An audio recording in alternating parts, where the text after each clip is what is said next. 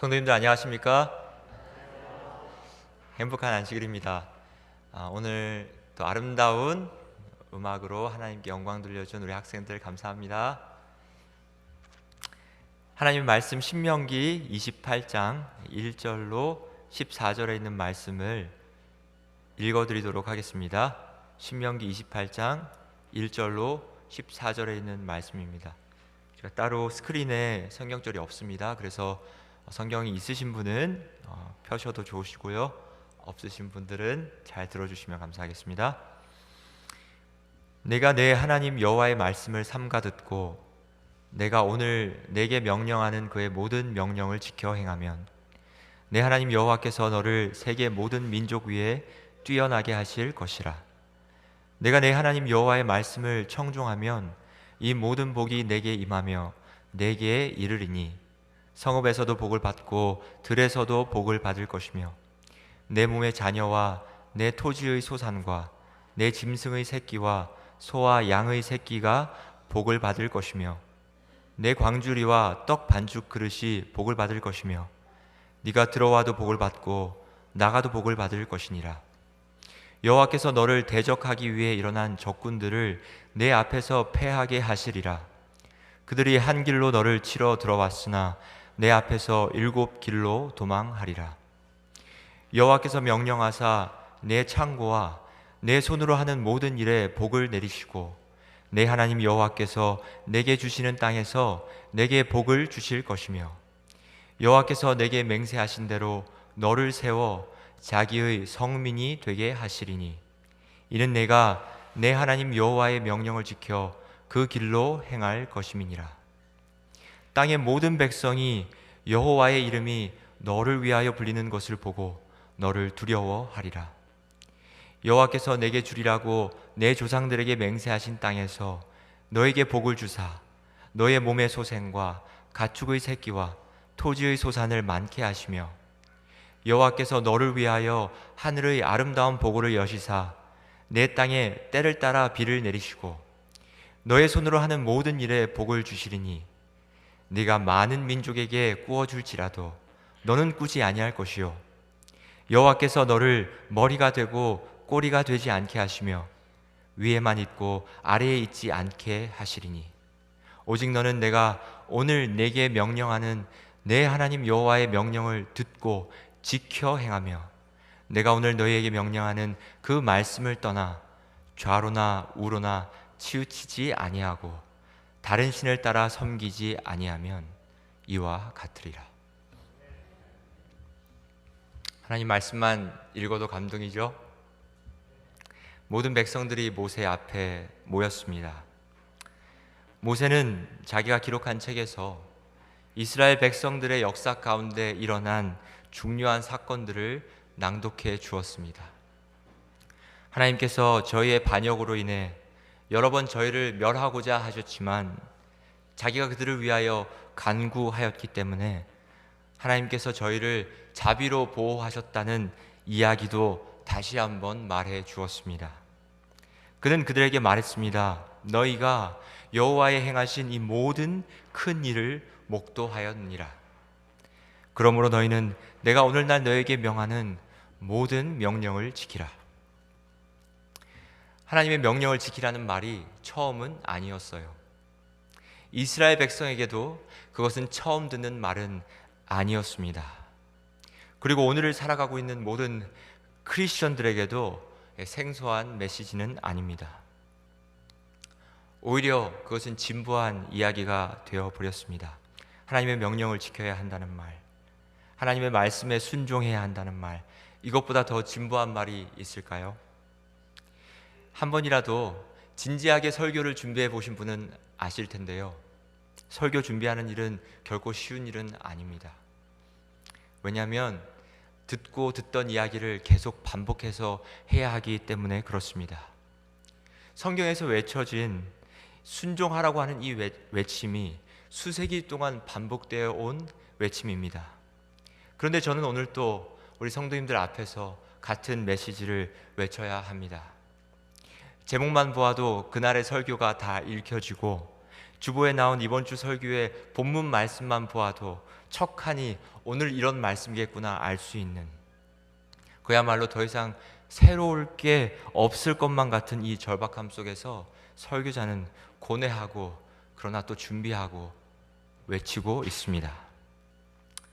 새롭게 들을 내용도 없지만 더 안타까운 것은, 그렇다고 수만 번 외쳐진 그 기별에 우리의 마음이 새로워졌는가? 라는 질문을 또 물어본다면 아직도 하나님의 이 동일한 말씀이 외쳐질 필요가 있구나 하는 그 이유를 발견하게 됩니다. 우리는 오늘 모세를 통해서 내 하나님 여호와의 말씀을 삼가 들으라는 명령을 듣고 있습니다. 하나님의 말씀은 단순히 귀에 들린다고 해서 큰 변화를 가져오는 것이 아닌 것은 분명합니다. 단순히 귀에 들리는 것, 단순히 눈에 읽히는 것을 넘어 정확히는 몰라도 그것은 우리의 마음과 관련이 있다는 것을 우리는 어렴풋이 알고 있습니다. 그것은 유명한 설교자의 설교를 많이 듣고 성경 내용에 박식하며 기억절을 술술 외는 것 그 이상의 무언가와 연결되어 있다는 것을 우리는 다 직감하고 있습니다. 다윗이 골리앗을 이긴 이야기 다 아시죠? 다니엘의 세 친구가 불구덩이에서 살아남은 이야기 우리는 잘 알고 있습니다. 아브라함이 아들 이삭을 아끼지 아니한 믿음의 이야기를 여러 번 듣고 또 들었지만 그 아름다운 이야기를 듣는 것만으로는 어떻게 그들과 같은 그러한 대단한 믿음을 가질 수 있는지 우리는 여전히 알 수 없습니다. 로마서에서 바울은 믿음이 들음에서 난다고 말씀했습니다. 그래서 듣는 것이 중요하다는 것은 여전히 유효한 이야기입니다. 그러나 오늘 모세가 말하는 듣기는, 하나님 말씀을 삼가 들으라고 할 때 이 듣기는 귀로 듣는 것 그 이상의 의미임이 분명합니다. 훗날 하나님은 사무엘을 통해 사울에게 다음처럼 말씀하시며 하나님의 말씀을 듣는 것이 무엇을 의미하는지 우리에게 밝히 알려주셨습니다. 여호와께서 번제와 다른 제사를 그의 목소리를 청종하는 것을 좋아하심같이 좋아하시겠나이까? 순종이 제사보다 낫고 듣는 것이 숫양의 기름보다 나으니. 제사와 숫양의 기름은 같은 것을 의미합니다. 그렇다면 듣는 것은 무엇을 의미할까요? 그것은 순종을 의미합니다. 그것은 너무나 익숙한 성경 이야기에 지쳐버린 그리스도인들의 귀에 대한 것이 아닙니다. 하나님의 말씀에 대한 너무나도 분명한 지식에 관한 것이 아닙니다. 사단보다 하나님에 대해 더 많이 아는 존재가 있을까요? 사단보다 더 하나님에 대해 많이 아는 존재도 없을 거예요, 아마. 그렇다고 사단이 하나님께 순종합니까? 분명히 그것은 단순히 듣는 것, 하나님에 대해서 많이 아는 것, 그 너머의 무언가를 의미하고 있습니다. 그것은 순종에 관한 것이고 우리의 마음에 관한 이야기입니다.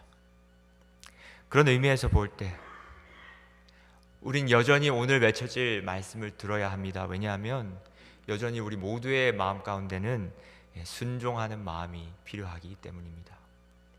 여러분, 순종하는 사람이 되고 싶으십니까? 저도 정말 순종하는 사람이 되고 싶습니다. 순종에 대한 부담을 우리는 다 안고 살아갑니다. 그리스도인이라면 마땅히 가져야 할 부담이라고 저는 말하고 싶습니다. 그런데 하나님은 오늘 말씀을 제게 주시며 다시 한번 그분의 마음을 알게 해 주셨습니다. 그것은 순종을 요구하시는 이유에 관한 것이었습니다. 순종을 요구하시는 이유, 하나님은 다음처럼 말씀하십니다. 네가 네 하나님 여호와의 말씀을 청종하면, 영어로는 obey라고 표현했습니다.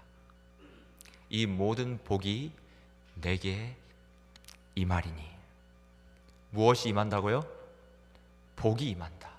무엇하면요? 순종하면.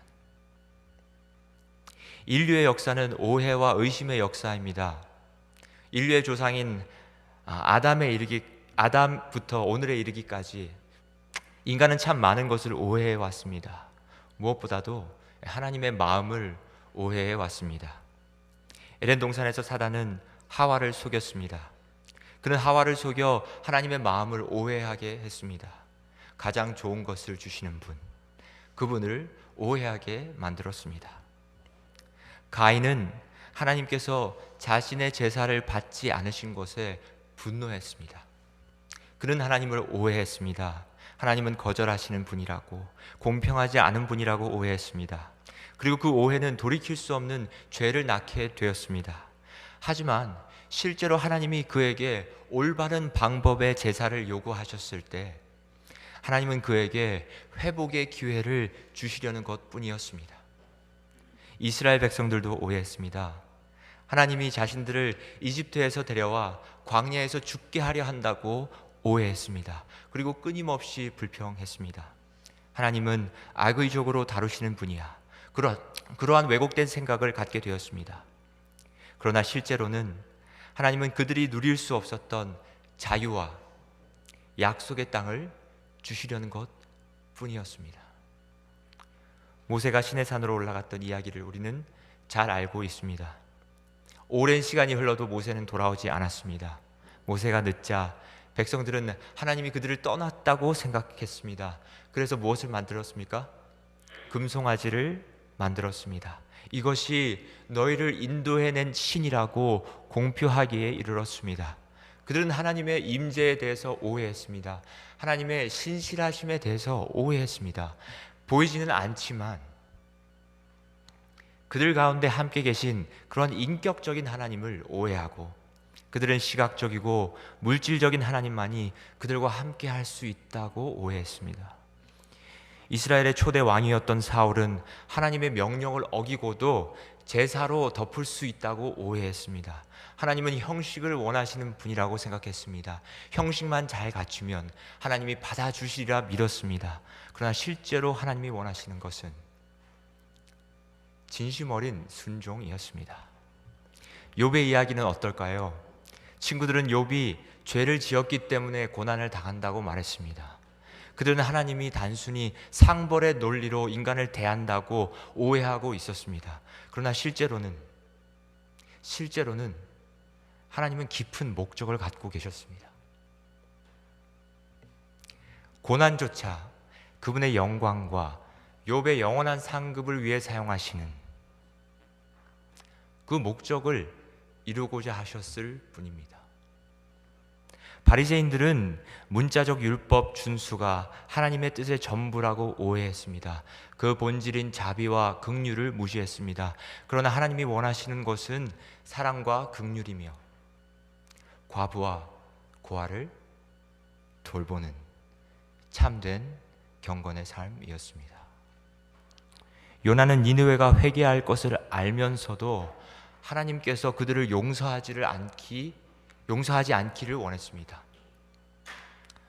하나님은 자기 민족에게만 은혜를 베푸는 분이라고 오해했습니다. 그러나 하나님은 모든 민족에게 긍휼을 베푸시려던 것뿐이었습니다. 무엇보다도 유대인들은 메시아가 정치적 해방자로 오기를 기대하고 있었습니다. 그들은 구약 성경을 읽으면서 예수님의 오심을 오해하고 있었습니다. 로마를 정복하고 이스라엘을 그들의 압제로부터 구원해 줄 메시아, 이스라엘의 영광을 회복시켜 줄 한 사람을 기다리고 있었습니다. 그러나 그것은 그들의 오해였습니다. 예수님은 정치적 해방자가 아니라 죄를 짊어진 고난의 종으로 오셨습니다. 하나님의 구원이 힘으로 이루어지리라 기대했지만, 그러나 하나님의 구원은 겸손과 희생을 통해서 이루어진다는 사실을 그들은 알지 못했습니다. 오늘날 그리스도인들은 하나님에 대해서 무엇을 오해하고 있습니까?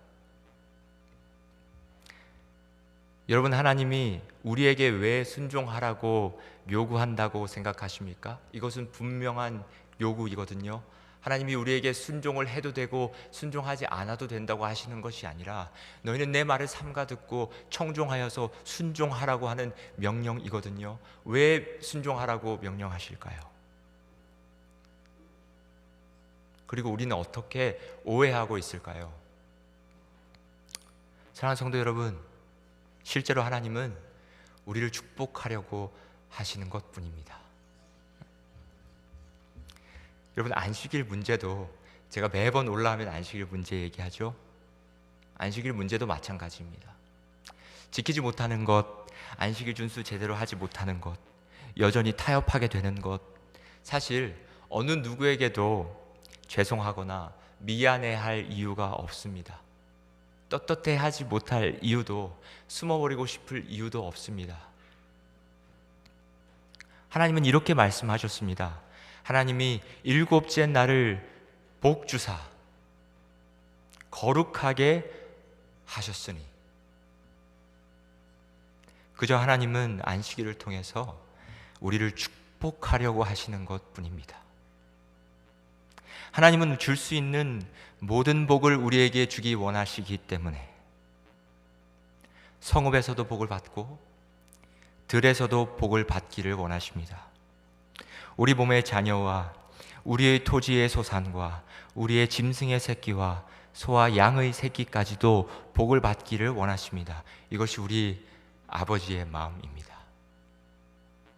자나깨나 저와 여러분이 잘 되기를 원하는 마음, 우리 하나님 아버지의 마음입니다. 여러분, 에녹이 언제 하나님과 그렇게 가까워지신지 아십니까? 아들을 낳고, 우리 집사님 잘 아시네요. 아들을 낳고 그 후로 하나님과 300년간 동행했다고 기록하고 있습니다. 영감의 글을 보면 아들을 향한 사랑이 너무나 깊었기 때문에 에녹은 아들을 사랑하면서 자신을 향한 하나님의 사랑을 더 깊이 알게 되고 하나님을 더 사랑하게 되었다고 기록합니다. 저도 이 성결을 보면서 어떻게 나에게 이런 사랑을 알게 해주셨을까? 하나님은 도대체 나를 얼마나 축복해 주시기를 원하실까? 감격스러울 때가 정말 많습니다.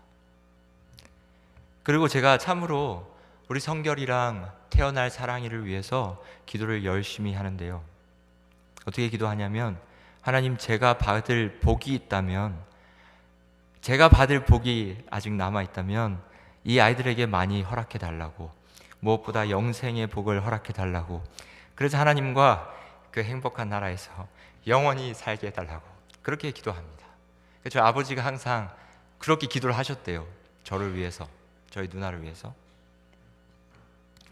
저는 종종 성결이랑 우리 하늘나라에 가면 이런 이야기를 많이 합니다. 저희 와이프가 잘 알고 있습니다. 성결이가 묻습니다. 아빠, 하늘나라 가면 세균이 없어서 충치가 안 생겨? 절대 안 생겨. 그럼 사탕 마음대로 먹어도 돼? 사탕보다 훨씬 맛있는 게 많은데, 근데 아무리 먹어도 이가 안 썩어. 왜? 하나님 나라는 아픔이 없어. 아빠, 그럼 베베핀 많이 봐도 돼? 물어봐요. 베베핀 만화가 있습니다.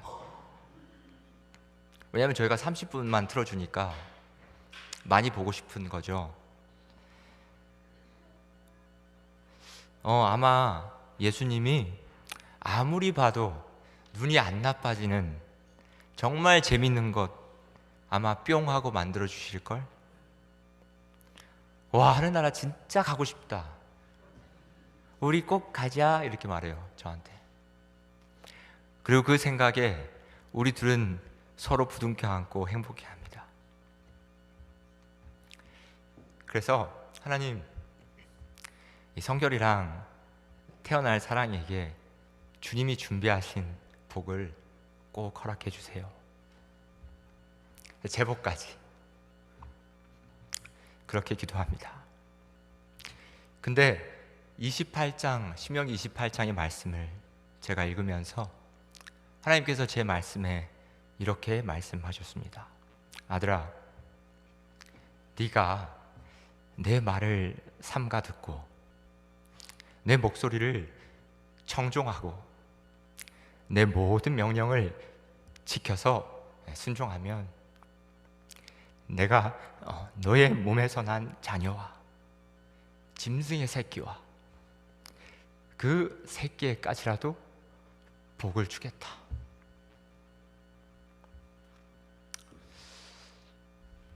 너무 감사했어요. 그래서 제가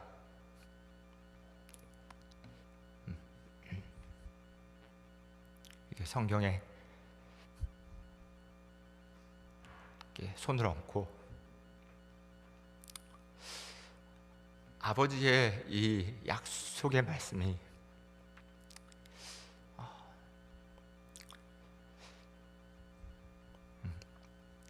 진리의 말씀인 줄 제가 믿기 때문에 하나님, 저는 우리 아들과 태어날 딸에게 그 무엇보다도 순종의 유산을 정말 물려주기 원합니다 하고 기도를 드렸어요.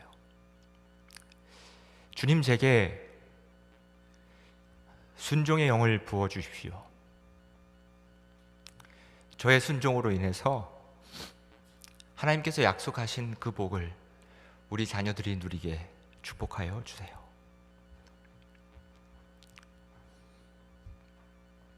하나님은 우리에게 줄 수 있는 모든 복을 주시기 원하시기 때문에 우리의 광주리와 떡 반죽 그릇에 복을 주시기 원하시고, 우리가 들어와 있을 때도 복을 받기를, 나갈 때도 복을 받기를, 들에서도 복을 받기를, 일터에서도 복을 받기를, 하루가 다 저물어 집에 돌아왔을 때도 복을 받기를, 잠잘 때도 복을 받기를,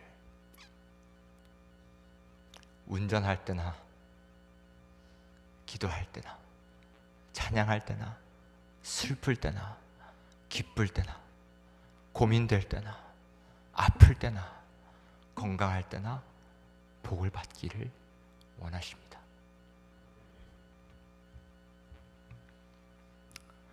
그리고 우리에게 약속하셨습니다. 내가 내 말을 청종하고 내 명령을 지키면 여호와께서 내게 맹세하신 대로 너를 세워 자기의 성민이 되게 하시리니. 여러분, 성민이 뭐죠? 성민, 거룩할 성, 백성민. 하나님의 거룩한 백성 삼아 주시겠다 약속하십니다. 그런 의미에서 진정으로 하나님의 성민이 된다는 것은 제7일 안식일 예수 재림교회 교인이 된다는 것이 아니라 순종하는 사람이 된다는 의미입니다. 오직 순종함으로 하나님의 거룩한 백성이 될 수 있습니다. 하나님은 우리가 거룩한 백성으로 살아갔으면 하는 바람일 뿐입니다. 그래서 순종하기를 원하십니다. 여러분, 이렇게 질문할 수 있지 않습니까? 그러면 나를 먼저 축복하시면 참 순종하기 쉬울 텐데 그렇지 않으세요? 하나님, 나를 먼저 좀 축복하시면 내가 이것도 감사하고 저것도 감사하니까 순종하기 좀 수월할 텐데. 그래, 그게 욥의 케이스입니다. 사단이 하나님께 욥에 대해서 했던 말을 우리에게 똑같이 할 것입니다. 하나님, 강동원이는 하나님이 축복을 많이 하니까 당연히 그 축복 때문에 순종하는 것 아닙니까? 여러분, 그래서 욥기가 쓰여졌어요.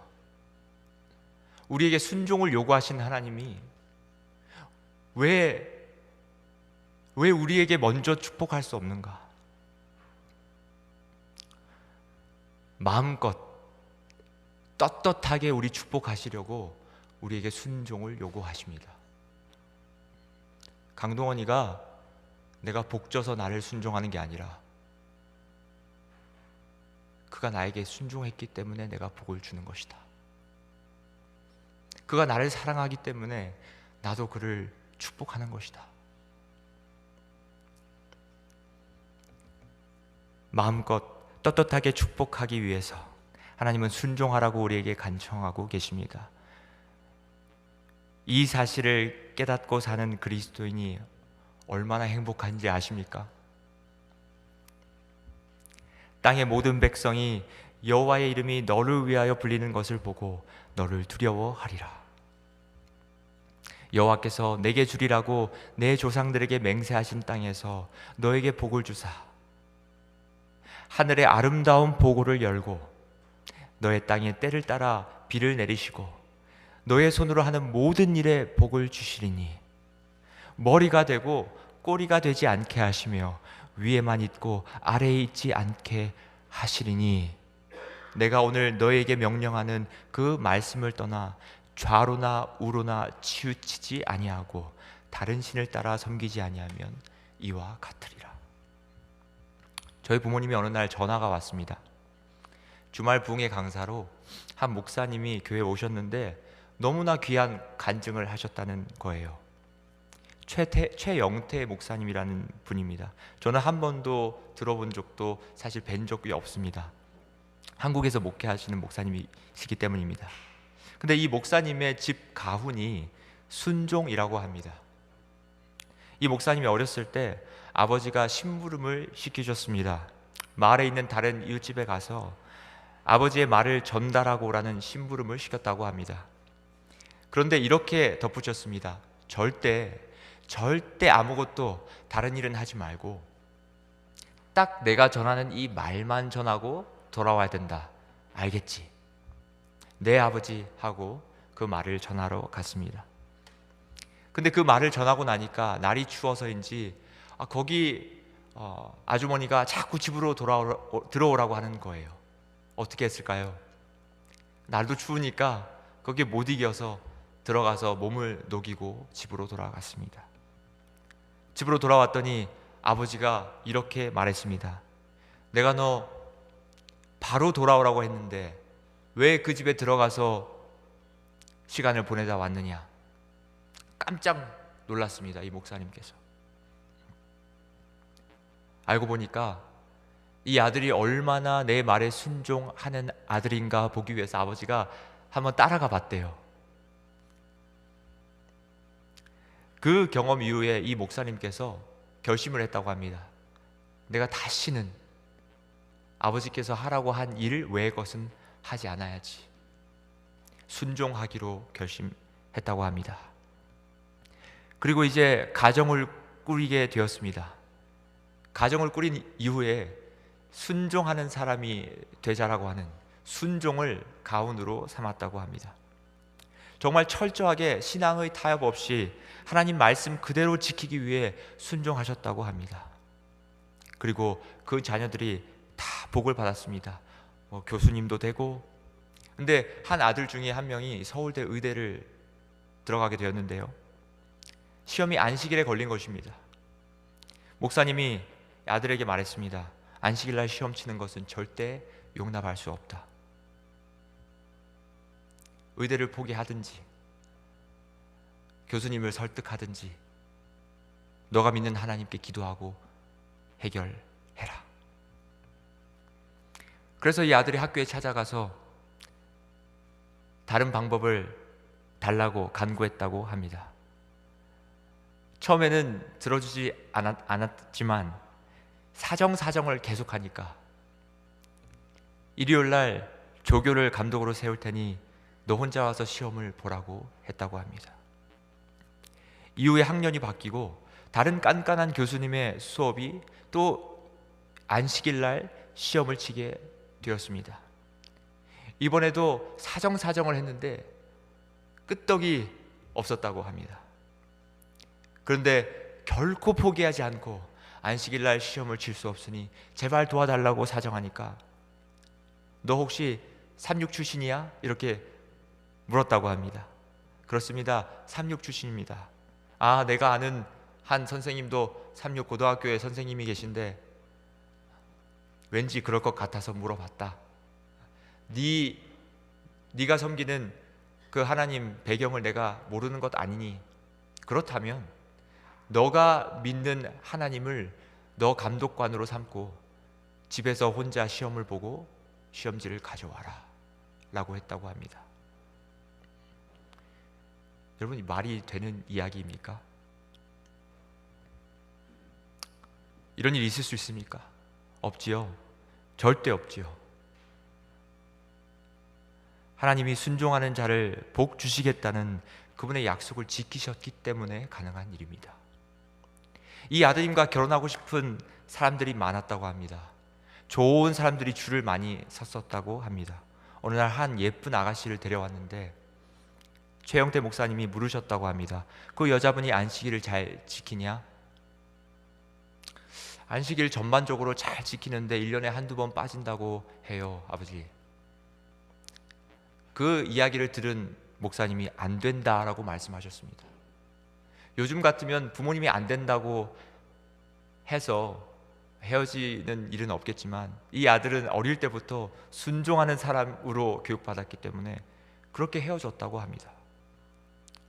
그 이후에 정말 어마어마하게 재력이 좋은 집안의 딸을 소개받았다고 합니다. 정말 어마어마한 집안이었다고 합니다. 그런데 이 아드님이 아버지의 의중을 알았기에 먼저 좀 알아보았다고 합니다. 안식일을 철저하게 지키는 사람인지 아닌지. 철저하게 지킨다는 것을 철저하게 지키지 못한다는 사실을 알게 되고는 그 어마어마한 재력의 사람도 떠나보냈다고 합니다. 후일에 어마어마한 재력도 아닌 어떤 평범한 여성분과 함께 결혼하게 되었는데 그 이유 중 하나가 하나님 말씀에 정말 순종하는, 안식일도 철저히 지키는 사람을 만나 결혼하게 되었다고 합니다. 근데 하나님이 얼마나 많은 복을 주시는지. 후일에 병원 문도 오픈하고 했는데 환자가 정말 미어 터질 정도로 하나님이 복을 많이 주셨다고 합니다. 저희 아버지께서 건축을 하시니까 함께 일하시던 한 삼촌분이 계십니다. 제가 어려서부터 알던 분인데요. 저희 아버지가 건축을 하시니까 다른 여러 업체와 계약을 맺고 일을 하십니다. 그런데 어느 날 교인분의 소개로 이분과 함께 한번 일을 해보라고 소개를 받았다고 합니다. 이 전도의 목적으로. 그래서 소개를 받고 그분과 같이 일을 하게 되었습니다. 전혀 신앙을 하지 않는 분이었습니다. 그렇게 저희 아버지와 함께 일하면서 교회를 다니라고 이렇게 권유를 받고 교회를 다니기 시작했습니다. 그리고 결국에 하나님을 믿게 되었습니다. 근데 정말 교회의 교자도 모르는 이 분에게 저희 아버지가 뭐라고 부탁하셨냐면, 안식일을 철저히 지키고 신앙하려면 제대로 신앙해야 된다라고 몇 번 말씀하셨대요. 그러면서 안식일에 셔터 문도 다 내리고 사업적으로 오는 전화는 일절 받지 말고 목숨 걸고 신앙해봐라. 하나님께서 너를 복 주실 것이다.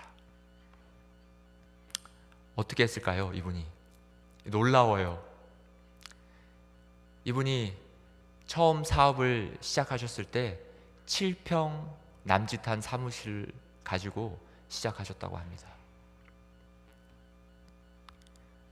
그런데 철저하게 안식일 지키면서 전화기 다 꺼놓고 그렇게 지켰는데 그 이후로부터 공사금, 계약금 하나도 떼임 받는 일 없이 얼마나 하나님의 복을 받는지. 지금 15년이 지난 지금 한 교회 장로님 되시고 통영에 정말 큰 빌딩을 소유하게 되셨습니다. 저희 아버지의 말씀의 포인트는 너도 순종하는 사람이 되고 너의 자녀도 순종하는 사람으로 키워라 였습니다.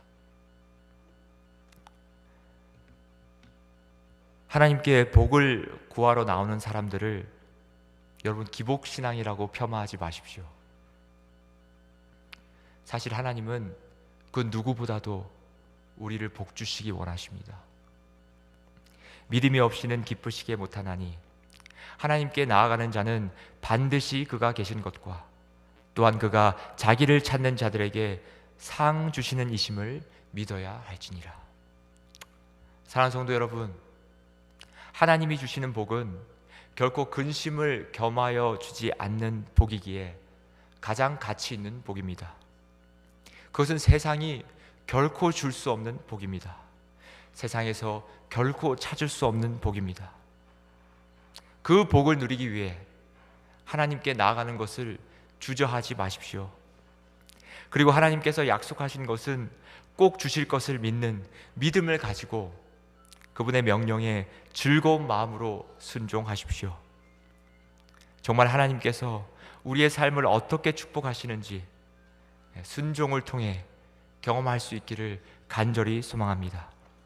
순종을 통해서 그 복이 자녀들에게까지, 자녀의 자녀들에게까지, 우리의 창고에까지, 우리의 삶의 모든 구석구석까지 하나님의 복이 미치도록, 그분의 축복의 손길이 닿지 않는 곳이 없도록 하나님의 축복으로 가득 찬 삶이 되도록 할 수 있다면 그것보다 더 아름다운 삶이 있을 수 있겠습니까? 저는 오늘 아침에 하나님의 말씀으로 우리 모두에게 이처럼 아름다운 도전을 드립니다. 새로운 결심을 통해서, 하나님 말씀에 순종하는 삶을 통해서 주님께서 우리를 위해 준비하신 그 큰 복을 다 받아 누리시게 되시기를 간절히 소망하며 말씀을 마치겠습니다. 이 시간 우리에게 순종의 영을 주시기를 간절히 구하는 기도의 시간을 갖도록 하겠습니다.